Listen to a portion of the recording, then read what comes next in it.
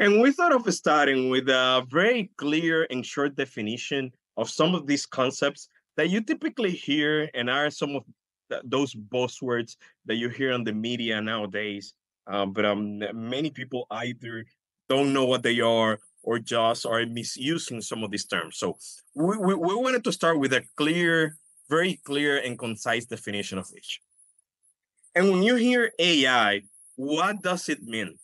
AI is basically a very broad concept, which means that we want machines to be able to replicate what we already have as humans in terms of intelligence.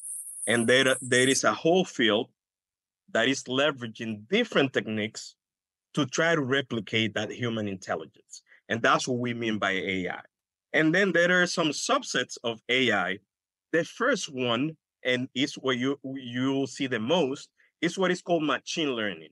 And machine learning, it's typically uses large sets of data. So you feed a lot of data into some type of models, and those models then can replicate how humans learn. And we're going to touch on how some of these things try to do that. We're not going to get too technical, but basically this uses very sophisticated calculus and statistics to replicate that learning. There are some others besides machine learning. One that you won't hear often from, but it's typically used as well, is something called alpha beta pruning, for example, that it's tries to perform a function without necessarily having to take a lot of data as input. That's not machine learning. That's another subset of AI. But machine learning it takes a lot of data as input to perform an output based on what it learned.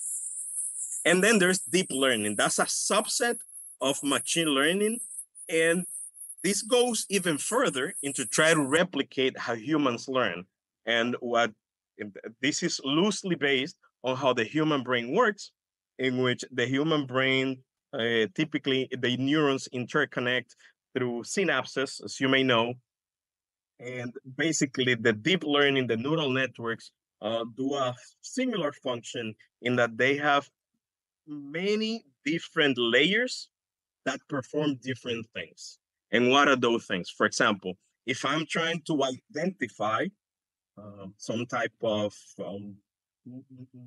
node in an X-ray image, for example, one layer might be tasked with identifying the shape of that specific node in that image.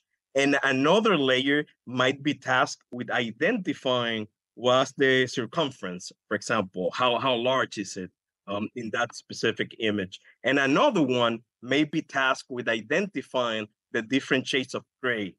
And that way it kind of replicates loosely, is loosely based on how the human brain works with those interfacing the neurons.